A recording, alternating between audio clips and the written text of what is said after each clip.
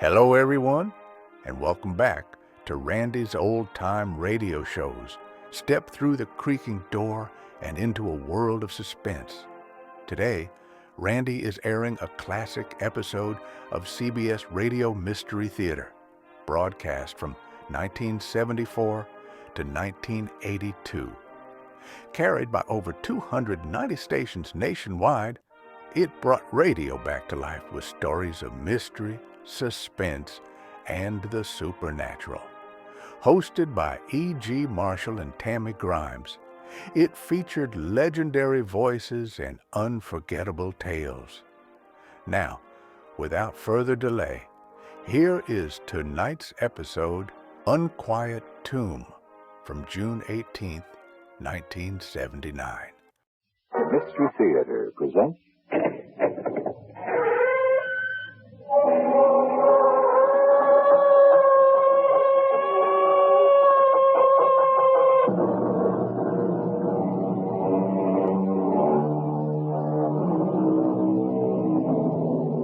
Come in. Welcome. I'm E.G. Marshall. The whole of life is but keeping away the thoughts of death. Those are not my words. They were set down in the 18th century by an Englishman named Samuel Johnson. Our persistent, incurable optimism drives us to live as though there would never be an ending. The knowledge that life will close is buried deep and covered over. But deep as it lies and hidden as it is, the knowledge is there. And we silently wonder, as Mr. Johnson did, must not all things at the last be swallowed up in death? Look there. Look there. Where, Captain? On the horizon. It's a ship. I don't see anything, Captain. Huh? But you must. It's a ship. Yes, it's a ship. It's coming. For me.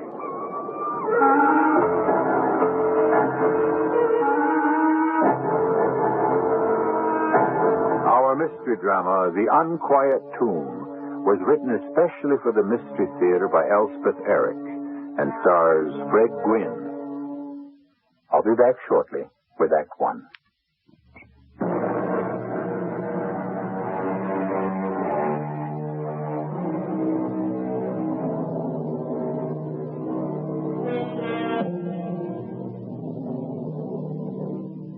Samuel Johnson was preoccupied throughout his 75 years with the vagaries and vicissitudes that punctuate our brief lives, till he wrote these despairing lines.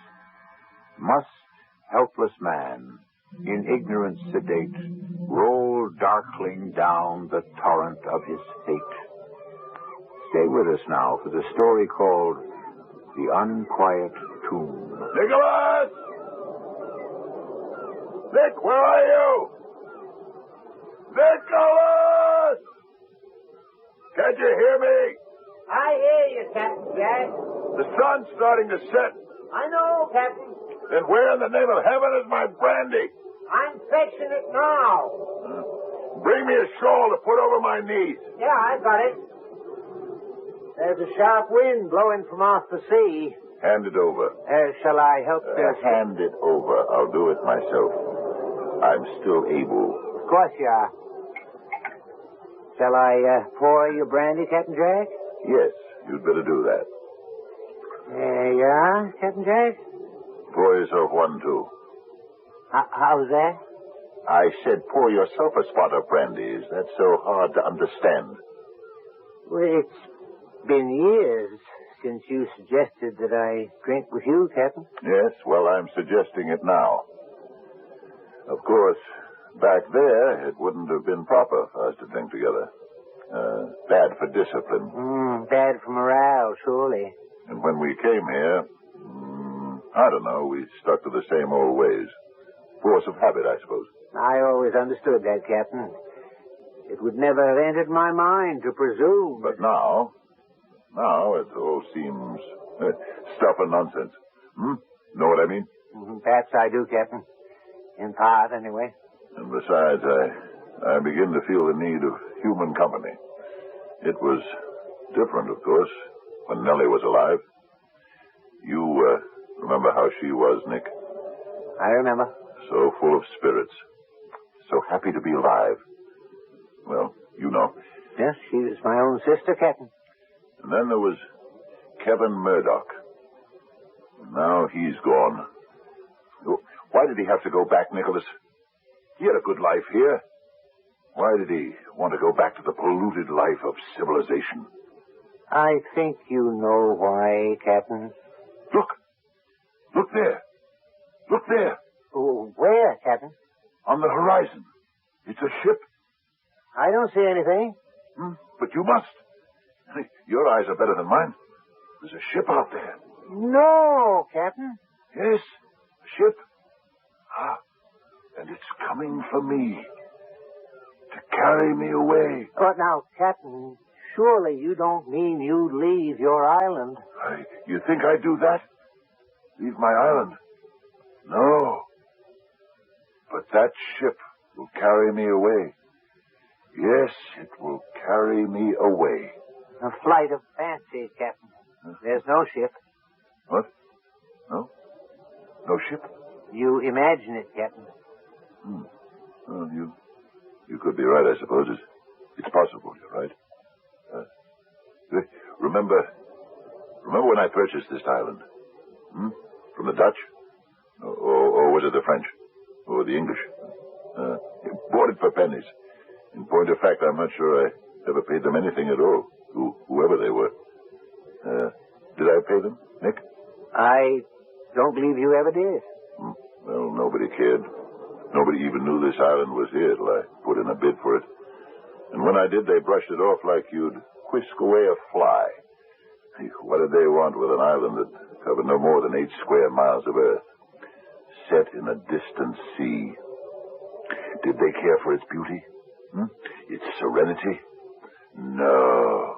There wasn't a penny to be made from it, so why should they care? Do I speak the truth, Nick? The very truth, Captain. Even you? You thought me mad to settle on this scrap of paradise, didn't you?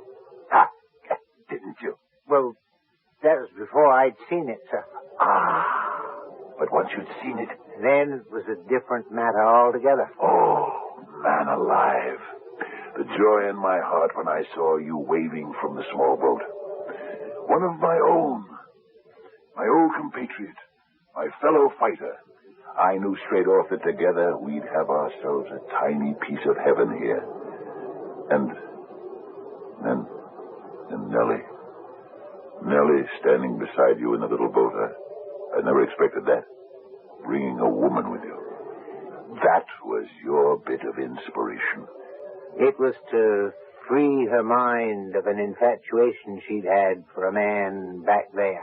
And it did. It did. Freed her from everything that was mean and rotten. Oh, remember, Nick, how we set about building this house out of the coral rock? Built it according to no plan at all. What did we need of plans? The soul of this place is to have no plan. No plan at all. Simply to live each day as it comes.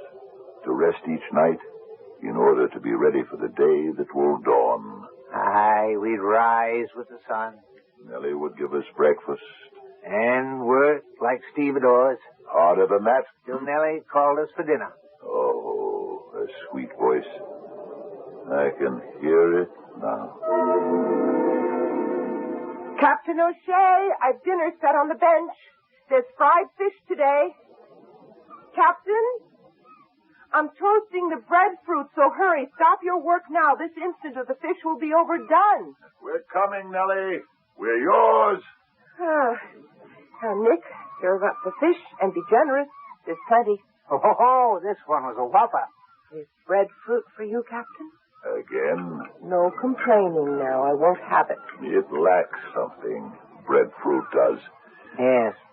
Taste is what it lacks. I took a walk along the beach this morning. And you know what I found? Little yellow plums.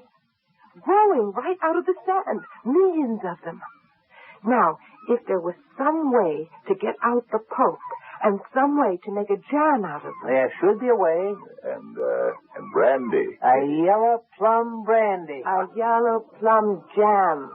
A yellow plum pudding. There's no end to what we can do. No end. No end. We shall go on forever and ever. There will be no end to this dream of paradise. We shall live like this to the end of our days. Agreed? Agreed. Of course, the reality of the thing is, my end will come first. I'm 50 years old and a bit more. Well, now, Captain Jack. Don't dwell on such things, Captain O'Shea. Not on a day like this, when we're all so happy and content. You two. Neither of you has reached 30. But I... Oh, come now, Captain, you... No. Today's the day to think about it. Later, I'll fear it no more, and I'll push the thought away. But today I can think about it with a clear mind. If you must. I have it. I have it. What's that, Captain Jack? I'll build me a tomb. A tomb of coral. Inlay the walls with the most beautiful shells to be found on the beach. I can find the shell. Before we go on with the house, Nick, we'll construct a tomb. And build the house about it. Yes. I shall live out my days on this wee island, and when my life is over, I shall lie in my coral tomb and hearken to the waves and the gulls and be at peace. How happy we were, the three of us. It seemed we needed nothing more. No one else. But then, it was a particularly fine day, I remember. The house was finished. We were so proud of it. We were standing on the beach.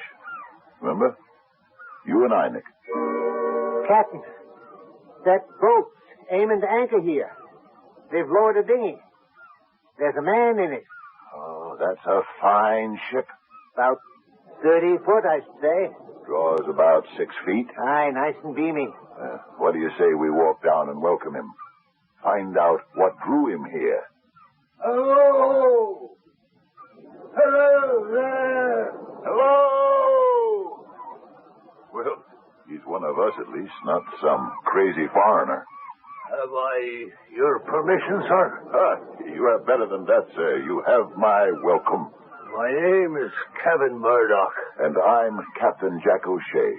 Welcome to Shea's Island, Mr. Murdoch. Thank you, sir. And this is Nicholas Higgins. Of course. Well, at last, Mr. Higgins. You've met before, you two? One night in a bar, many months back, a year ago. It was this man told me about the island, Captain. He was taking his future into his own hands and coming to join you.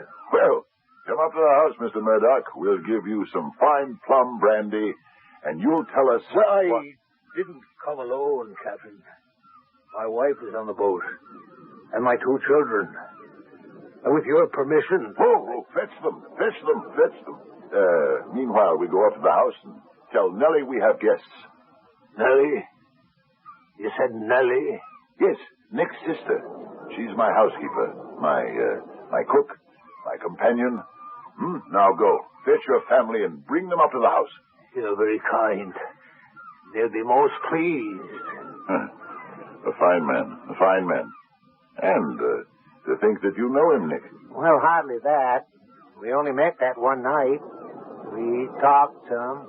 Yes? Well, he doesn't seem your sort exactly. More a man of my class, if you get my meaning. Oh, yes, I do. I get your meaning. Just what I've needed. And never knew I needed. People of my own sort to converse with. Nick, I'm going to ask this man, Murdoch, to move in with us. What? Here? In this house? Why not? We've plenty of room. But, if they stay... Oh, they'll stay. This island is going to bewitch them as it's bewitched me. They could live on the boat. Oh, no. I want them here. Another woman in the house. Company of the female sort for Nellie. And children running about. Oh, it'll be wonderful. What are you talking about, Captain O'Shea? A woman? Children here? With us? My guests, Nellie. And treat them with every respect, as you do me. Certainly, Captain. Nellie, the man's name is Murdoch. What? You said... Kevin Murdoch is here with his wife. Yes, his wife and 2 children. Oh, we'll be quite a household. Do you think it's wise, Captain, having them to live here? It'll be great fun, Nellie. Oh, we'll have such times. Go and fetch brandy and biscuits, and let's make the Murdochs really feel at home. For, know it or not, this is their home. They never did move out, and we were happy together, all of us. Well, weren't we, Nick? For time, perhaps. Yes. Yes. Yes, we were happy. I insist upon it. I knew such pleasure, such happiness. I was near to bursting with it until... Yes, Captain? Until the dying began.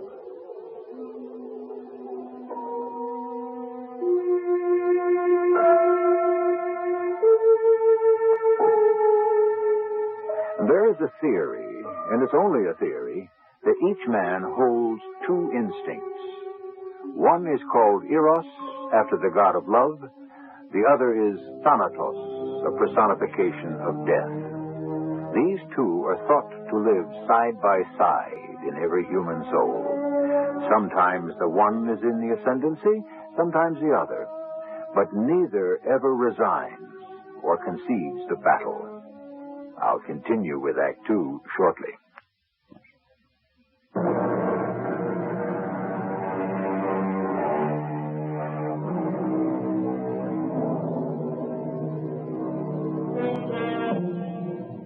If most of us push away the thought of death, our poets and philosophers dare to think about it and write about it. Here are lines written in the century past by the English poet Swinburne. From too much love of living, from hope and fear set free, we thank with brief thanksgiving whatever gods may be, that no life lives forever, that dead men rise up never, that even the weariest river winds somewhere safe to sea. Such happiness, such joy. The house came alive. I could have conversation of an intelligent sort with Murdoch. No offense, Nick. None taken, Captain. And with Mrs. Murdoch planning the meals. And she rearranged the furniture. Remember that? I remember. Made draperies for the windows. Sailed the sloop to the mainland to get the material. Remember? I remember. And dyed them herself. The exact shade of the casuarina tree. Oh, she did hundreds of things to improve the house. She did indeed. This terrace was her idea, with a full view of the sea. It was indeed. Nick, it just suddenly occurred to me. Oh, what's that, Captain Jack? Did I let Mrs. Murdoch do too much to the house? Did I let her impose her own ideas on me? Well, they was good ideas. Yes, but Nellie'd been the only woman here up to the time the Murdochs arrived. She was happy to watch the house grow, cook the meals, tend to our wants, yours and mine. Wasn't she, Nick? Very happy. Well, now, to have a high-born lady move in here and start to change things around, did that grate on Nellie's nerves, perhaps? Did she resent another woman taking her place, as it were? Perhaps she did. At any rate, after a while she started to lose interest in the life here. You must have noticed it.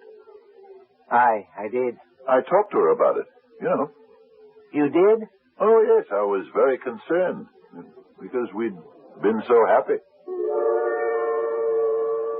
You've been happy here, haven't you, Nellie? Oh, yes, Captain. But now you're not. Yes, I am. Well, I never hear you laugh anymore. I hardly ever see you smile. After all we've been to each other, Nellie. After all we've accomplished together. How do you think that makes me feel? I'm sorry, Captain. Well, now I want you to tell me what I can do for you. There's nothing. Nellie, is it possible you want to go back there? Leave us and go back to that inferno you escaped from? Oh, no. No, Captain Jack. I'd never go back there. I didn't think so. No, I want to stay here. You're sure? To the end of my days, promise me I can stay till I die, Captain. I want to die here on this island. Promise me that. I want to know. I want to be sure. Set your mind at rest, Nellie. You'll stay here on this island till you leave it. In life or in death. I want never to leave. Alive or dead. What do you mean? When I die. Oh, I know it's asking a great deal, but when I die, will you bury me in the tomb beneath this house? Oh, I know you built it for yourself, but could you see your way? Would you? There's room there. There's plenty of room. If I could know that I would lie in that tomb through eternity. Does it mean so much to you? It means everything. Well, then you have my promise, Nellie. My solemn promise. You shall lie in the tomb beneath this house you helped to build. She seemed better after that little talk, Nick. She did, didn't she? Livelier, more like her old self. For a time, she did. Yes, for a time. Till she sickened and took to her bed. And died. Yes. Well, but I kept my promise. I said to you, build her a wooden coffin and put it in the tomb under the house. Which I did. Yes, I kept my promise to Nellie. She lies there now in the tomb I built for myself, and she'll lie there through eternity. I wonder if that was a wise thing to do. What else could I do? I gave her my word, my sacred promise. What else could I do but fulfill it? It was only a few weeks after that. The youngest Murdoch child took sick, lived a few days, and died. Yes, I regret that I took so little note of it.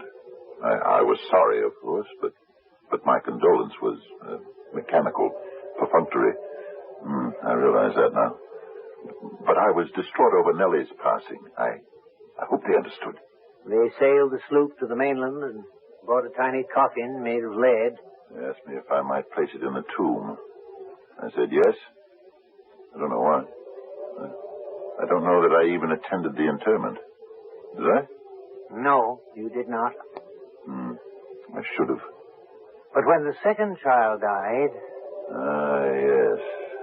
When the second child was taken... We put the little body in another lead coffin. We was all there, Captain. You and I and the Murdochs. We'll place it next to the other, Kevin. Well, of course, my dear. That'll be all right with you, isn't it, Captain? What's that? My wife says we place the coffin side by side with that of our other child. Of course. Wherever you like. Kevin? Where is it? What, my dear? The other coffin, where is it? Why, it's right where we... It's not here. It's gone. Captain O'Shea, the other coffin is gone. It's been removed. Oh, surely not. It must be here. It's not. It's not here. Someone's stolen it. Nick, that's not possible, is it? That someone could have gotten into the tomb? Not remotely possible, Captain. Then where is it? With your permission, Miss Murdoch, I'll look around. I remember perfectly. I couldn't possibly forget. It's here. Here? Where? Look over here, Miss Murdoch. Thank the Lord you located it, Nick. What? Look at it. Kevin, look at it. It's standing on end. On the bare ground. That's not the way we left it. You know that, Nick. You were with us. We put it on that high shelf and not stand it on end like it is now. Oh, this is horrible. Oh, well, now, we'll put it back. Just as it was. I'll put it back. I'll do it. You know, after that, I thought the Murdochs might leave. Desert us and leave the island. They didn't want to leave that children's burial spot, I suspect. We did go over the whole place, Nick. There was no indication of water seeping in. No sign of an underground quake. No sign of anything. Just the two little leaden coffins. And, of course, Nellie. Nellie. In her wooden one. Yes. Nick, there is a boat out there. No, Captain. I can see it. I swear. I'm pouring you another brandy, Captain Jack. Or do I imagine it? Here's your brandy, Captain. Or is it the ship of death? You'll feel better with a bit more brandy in you, Captain. Perhaps. I think, Nicholas, it was the island that held the Murdochs here. You could be right. In spite of the loss. Dying. They had each other. And the island had them. Maybe that was it. They didn't have each other for long. Few months. Mrs. Murdoch went so suddenly. Got up from the dinner table. Went upstairs. Said she felt a mite queasy. It couldn't have been more than 10 minutes later. Yeah. She was dead. I'll never understand it, Nick. Never. Or what came after. In the tomb. Jose! Jose! It's happened again. What is it, Murdoch? What's happened? The coffins of the children. They've been moved. Impossible. I can't believe it. Look there. One on end. The other on its side. 8 feet apart. We put them side by side. You were there. You know we did. I swear to you, we went over the entire place. Take them out. Put them on the sloop. My children. My wife. I can't leave them here. Mr. Murdoch. It's not safe. Please, listen to me. I can fix everything. You said you had fixed everything. Leave the coffins of the children here, Mr. Murdoch. Leave your wife's here, too. In a few days, come back, and you'll find everything as it should be. Can I trust you? I believe you can, Mr. Murdoch. Trust him, Murdoch. Have I your permission, Captain? To do whatever I think necessary? Anything at all? Anything.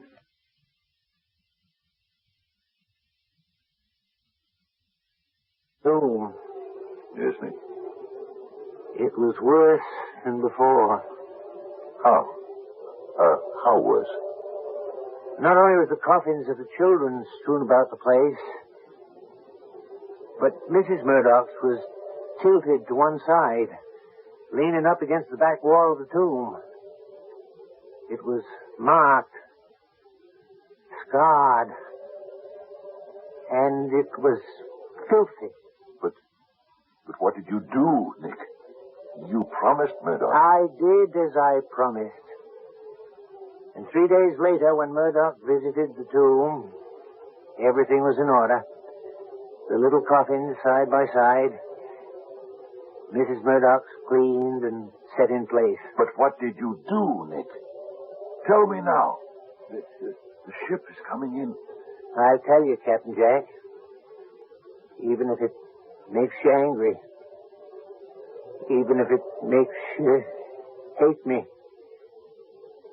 Even if you kill me.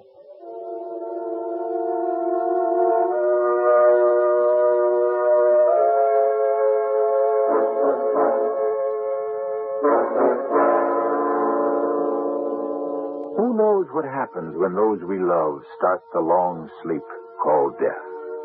I don't know. And if you are honest, you will admit that you don't know either. But again, A poet tries to add his little lines of hope. Swinburne, whom we quoted before. Who knows but on their sleep may rise such light as never heaven let through to lighten earth from paradise. I'll be back shortly with our final act.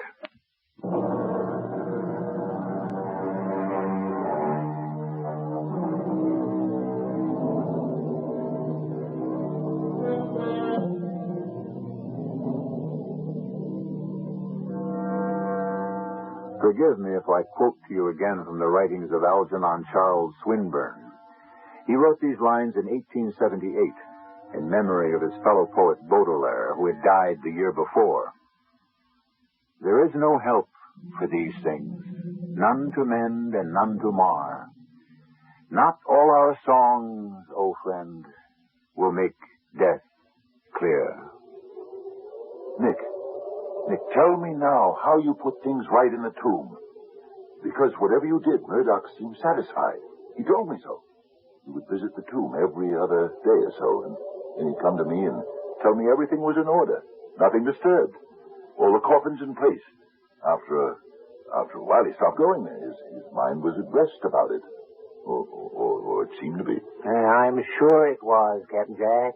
Then why did he leave the island? Why did he have to go? The house seems so empty now, just you and me. I think you know why he left, Captain Jack. No, I don't. I don't at all. Captain, you know what he wanted. He told you what he wanted. Title to the island? Is that what he wanted? he and I talked about it one day. I said I'd gladly give him title, but strictly speaking, I didn't have title myself. But I was sure that after my death, he'd be free to stay on. No, it wasn't the island he wanted, Captain. Then what was it? Why didn't he tell me what he wanted? I'd have given it to him. He did tell you, Captain Jack. But it wasn't in your power to give it to him. He never told me. When did he tell me?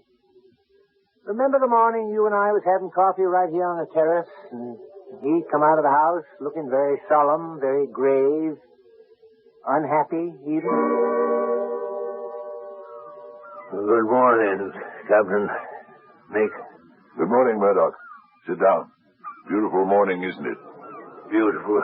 What are your plans for the day? Have you made any? No, I haven't. Such a splendid day, huh? Shall we go fishing? We did that yesterday. Yes, so we did. Well then, we could simply sail around the bay. Sail clear around the island. We can do that in a couple of hours or less. There's a fine breeze. Huh? What do you say? Not today, Captain Jack. Well then, what did you have in mind? Anything special? Yes. I do have something special in mind, as a matter of fact.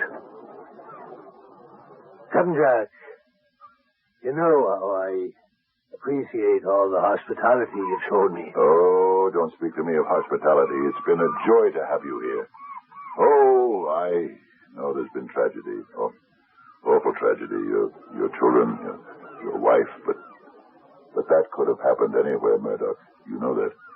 There's no blame attached to you for that, Captain. I well know how you must have grieved for them. It broke my heart to see you grieve, but I'd hoped that, well, I'd really thought that all that grief was subsiding. Was I wrong? Not really wrong, Captain. Well then, everything's all right, isn't it? No, Captain. Well, why not? We have a fine life here, haven't we? The leisure, easy living. Well, what is it you want, man? What can I do for you to make you more content? We share equally in this island, do we not? If you think we don't, tell me where I failed and I'll correct it. Simply tell me. There's nothing you can do, Captain. But there must be. There must be. No, there's simply not the life for me, Captain Jack.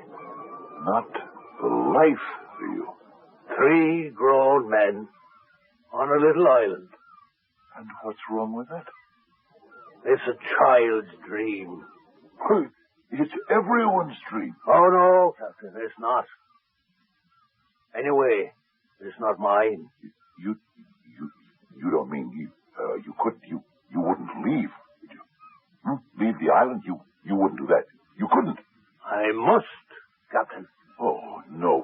When we have everything here. No. Not everything, Captain.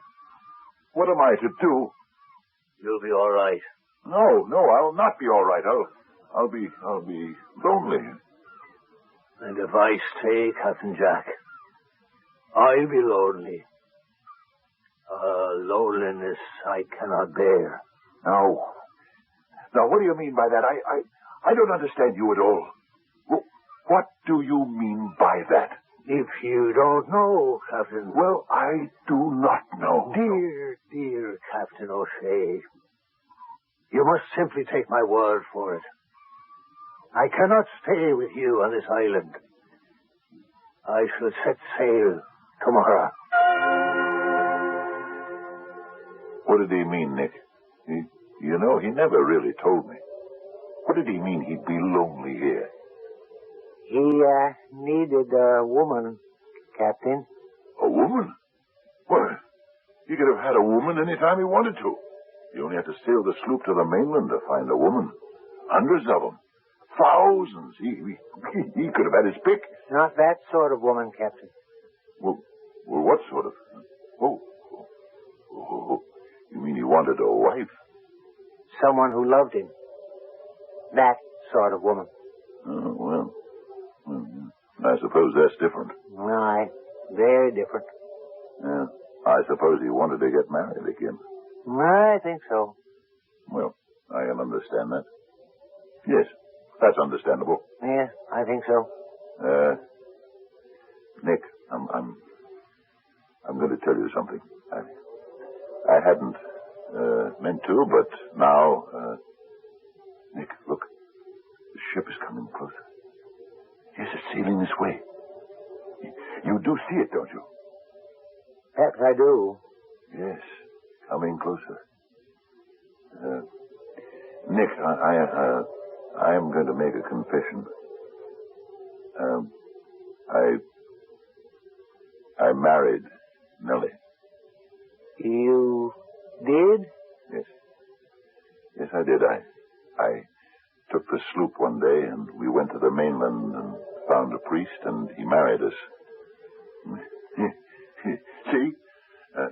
I understand that a man wants a wife, someone who loves him. No, I thought that being married to me, that would mean Nellie could claim right to the island, you see. If anyone would have a claim to it, she would. You understand? I think so. Now, when I die, why, I suppose the island will be yours. As her brother, who has a better right to it, Well, I couldn't leave it in better hands, Nick, and I want you to know that's how I feel about it. Nick, you will cherish it, won't you? You will take care of it. You will, won't you, Nick? Won't you? Yes, Captain. But I'm wandering on again, aren't I? Nick, we started to talk about... what was it we started to talk about? It doesn't matter, Captain. Yes, it does matter. Yes, the tomb. The tomb and what you did to set it to rights. You were going to tell me about that. I'll confess to you. I haven't been inside the tomb since Mrs. Murdoch was laid away. Her husband visited often, but I never did. I should have, I suppose. But I wanted to remember Nellie as I'd known her in life. I never went near her in the tomb. It's just as well. Perhaps, Nick, I was unfeeling. Nellie wasn't there. Yeah, of course, her spirit wasn't there, but... Neither was her body. What? What's that? I removed it. I removed her body from the tomb. What are you saying? It was the only way, Captain. You were telling me you took Nellie's body out of the tomb. Nick, you actually... I had to. But I promised her. I gave her my word of honor that she would lie in the tomb forever. Nick, I gave her my solemn vow. It was almost my last word to her. I know, but you... And she was my wife, Nick. You couldn't have known that, of course, but if you had come to me, if you had asked me... You'd never have permitted it, Captain Jack. Of course I wouldn't have permitted it. Why did you do it? It was my plan to be buried next to her. Nick, why did you ever do it? You gave me permission to do anything necessary to settle the disturbance in the tomb. The scattering of the coffins. You said I could do anything I saw fit. But not that. Not that. You said anything at all. But why that? Why did you do that of all things? Because it was Nellie who was wreaking the havoc. From her coffin? Within the tomb? Yes. But why? Why would she do that? You sure you want me to tell you? Of course I'm sure. Tell me. She loved Kevin Murdoch, Captain. What? She loved Murdoch. She's loved him for a long time. Remember I told you that I brought her here to recover from an infatuation back there? Murdoch? Yes. But he was married, had children. He broke her heart. I thought that here, with us, she might recover. And she was well on the way when he sailed here with his family and took up residence. I tried to warn you. Are you telling me he followed her here? Yes, Captain. He loved her so much. After his own way, he loved her, yes. And she? She loved him? Loved him still? Yes, Captain. And when his children were put into the tomb with her, her fury that she'd held in check for so long, her fury burst forth. When I saw her poor wooden coffin starting to disintegrate, I began to have some fears. And when the coffin of Mrs. Murdoch, her rival, her hated rival, was placed in the tomb, she took her revenge. I'm sorry. What did you do with her? I took her out, Captain. Coffin and all. Or what remained of it. And I burned it. Then I put what remained in the dinghy. And I rowed out a good way into the sea and dropped them over. What is it, Captain? What are you doing? Wait, Captain Jack. Don't follow me, Nick. You're not going in the water, are you, Captain? Take one step towards me, Nick, and I'll shoot you down. Captain, it's getting dark. Nellie! Nellie! Captain! Don't! I'm coming, Nellie! Rest easy, Nellie! Coming! Don't be afraid. I'm coming to join you, Nellie! I'm coming!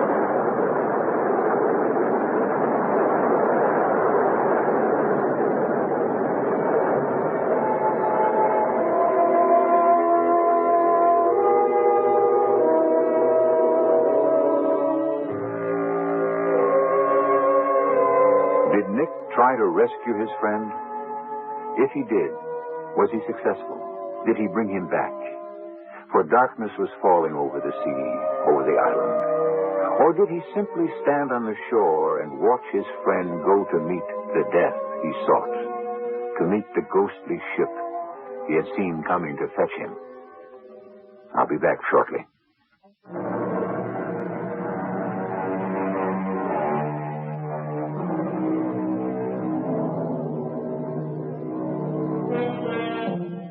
Have we depressed you with our story of death and dying?